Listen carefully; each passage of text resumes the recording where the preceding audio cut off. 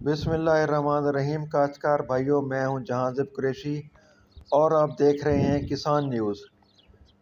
दोस्तों, ये solar tubewell है जो कि ख़राब हो गया था और उसने काम करना बंद कर दिया था।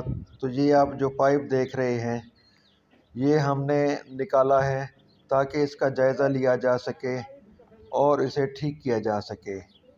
काश्तकार भाइयों, ये ट्यूबवेल कुछ दिन पहले ख़राब हुआ था और बनवाया गया था और उसके बाद फिर मोटर अंदर डाल दी गई थी, लेकिन 2 दिन ही बाद ये ट्यूबवेल दोबारा ख़राब हो गया। अब हमने दोबारा एक इसकी मोटर निकाली है और अब इसका जायज़ा लिया तो ये सामने आया कि छोटी सी गलती की वजह से इतना बड़ा दोबारा काम करना पड़ा है। जी फिरदौस, इसका फॉल्ट मिला है आपको? जी फॉल्ट मिल गया है। इधर तार डैमेज हुई थी, ये जल गई है, अंदर पानी में होती है। अच्छा, ये पानी में होती है जी तार? जी, ये पानी में होती है। अच्छा, इसकी वजह से मोटर नहीं जी, चल इसकी रही वजह थी? से मोटर नहीं चल रही थी। अच्छा क्योंकि ये अंदर पानी में होते हैं ना, सारे तार समेत मोटर समेत अंदर होते हैं पानी में। अच्छा, इस वजह से सोलर ट्यूबवेल काम नहीं कर रहा जी था? जी, ये हमने सीरीज से चेक किया है कि ये तार डैमेज है। अच्छा जी, अच्छा, तो अब इस पे क्या कर रहे हैं आप? अब इसको कंपाउंड लगाएंगे, फिर टेस्टिलेशन करेंगे, अच्छा फिर इसको मुकम्मल बंद करेंगे, फिर बोर में चेक करेंगे, अच्छा फिर पानी के अंदर। अच्छा, चलें फिर देखते हैं, ये बनाएं आप। इंशाल्लाह अल्लाह करम करेगी, ये बन जाएगी। जी तो दोस्तों, देखा आपने कि ये छोटा सा फॉल्ट था। अगर वो मोटर बनाने वाला पहले देख लेता उस दिन, जो कि हमने 2-3 दिन पहले बनवाई थी, कि इस जगह तार थोड़ी सी नंगी है या डैमेज है, और उसे संभाल लेता और उसके कोई टेप वगैरह की मुरम्मत कर देता, तो हमें दोबारा सारी मेहनत ना करनी पड़ती, दोबारा सबमर्सिबल पंप मोटर वगैरह बोर से ना निकालनी पड़ती और ये सारा मसला ना होता। अब उसे ये है कि हमें दोबारा मेहनत करनी पड़ रही है, दोबारा बोर से मोटर निकाली है, दोबारा बोर में मोटर डालेंगे। उसके अलावा जो फसलों को 1-2 दिन पानी नहीं मिलेगा, वो नुकसान अलहदा है। इसलिए आप सिर्फ मैकेनिक पर भरोसा ना किया करें और हर चीज़ खुद संभाला करें। अब इसी वजह से मैंने हर प्रोसेस का खुद अपनी निगरानी में करवाया है और अब आपको ये सारा प्रोसेस दिखाते हैं कि मुरम्मत के बाद ये देखा कि आपने तार की हमने मुरम्मत कर दी है, कंपाउंड वगैरह लगा दी है, और इसमें जब मोटर पानी में जाएगी तो वो इंशाल्लाह मोटर ट्रिप नहीं होगी, क्योंकि हमने जहाँ तार नंगी थी वहाँ इसका बंदोबस्त कर दिया है। अब मैं आपको ये सारा प्रोसेस दिखाऊंगा कि ये कितना मुश्किल काम होता है और कितने बंदे चाहिए होते हैं इस काम को करने के लिए। ये अब आपसे के सामने है कि मोटर को तार मुरम्मत हो चुकी है। अब उस पर सबमर्सिबल पंप पर ये ट्यूबवेल का पाइप चढ़ाया जा रहा है जिससे ये पानी खींचता है। ये सारा पाइप अंदर जाएगा बोर के अंदर, और वो आपको पहले ही हम दिखा चुके हैं कि वो कितना बड़ा पाइप था, कितने फुट का था। ये अब पाइप को इसलिए गर्म किया जा रहा है ताकि इसे सबमर्सिबल पंप पर चढ़ाया जा सके और इसे मजबूत किया जा सके, ताकि ये जब मोटर अंदर चली जाए तो ये दोबारा वहाँ से खुल ना जाए और मजबूती से सबमर्सिबल पंप पर चिपका रहे। ये पाइप को गर्म करके नरम किया जा रहा है ताकि ये सबमर्सिबल पंप पर चढ़ सके और उसके बाद ये वहाँ जम जाए। अभी भी ये सही नरम नहीं हुआ कि उस पाइप पर चढ़ सके।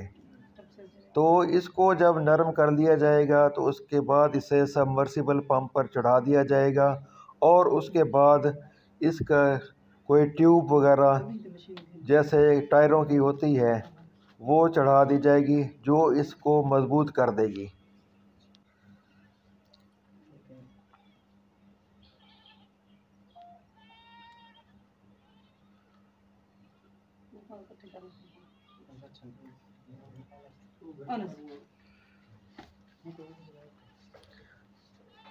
ये अब सबमर्सिबल पंप पर आपके सामने चढ़ाया जा रहा है।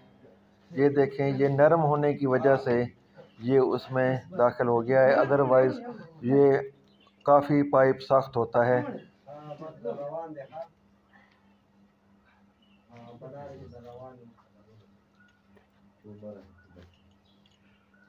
अब इस पर ट्यूब के ज़रिए इसे मजबूत किया जा रहा है ताकि पानी उठाने के दौरान ये पाइप खुल ना जाए।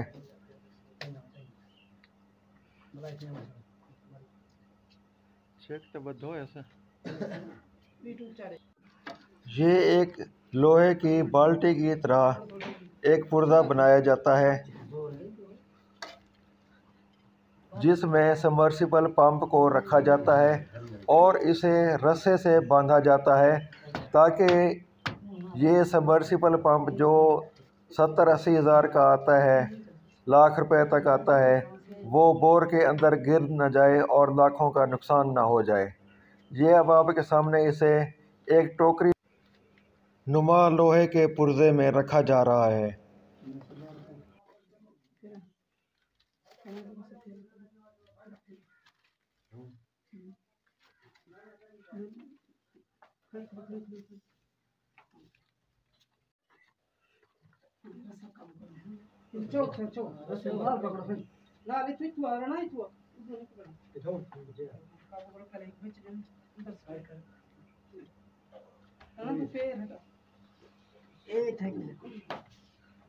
ये अब मोटर सबमर्सिबल पंप बोर के अंदर डाला जा रहा है।